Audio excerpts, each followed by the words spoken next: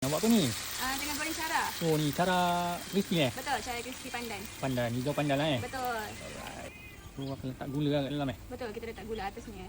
Manis saja dia dekat Betul, tapi kebanyakan customer cakap kurang manis lah. Macam dia senang sikit pilih manis.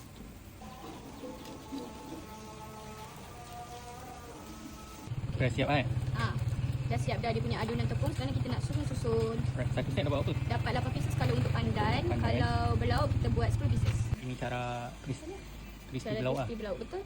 Yang ini kita campur daging dengan ayam. 70% daging, 30% ayam. Kat sini banyaknya orang Jawa, so diorang suka pedas. Oh pedas. Ini pedas lah kiranya. Pedas, betul. Masya-Allah. Waktu operasi kat sini pukul apa kak? Waktu operasi selalu kita akan update dekat IG pukul berapa. Macam kalau hari ni kita buka pukul 9.30 sampai 4.30. Oh, berbeza-beza lah. Berbeza-beza. Apa IG ni? Royale cara crispy.official. Memang isi dia pun menimbun kak Isinya menimbun. Pasal ni. Okay, ni apa kak? Daun bawang? Ini daun sup. Daun sup. Dah siap Dah siap. Kalau macam ni berapa? Yang ini RM12 di 10 pieces. Alright. Kalau yang pandan ni pula RM5 8 pieces. Kat mana dapat kan? Dekat area Jalan Haji Hashim, Bukit Kapar. Warna kuning lah. Betul, gerai warna kuning. Waktu operasi kena tengok dekat IG. Betul. Alright. Terima kasih kak Sama.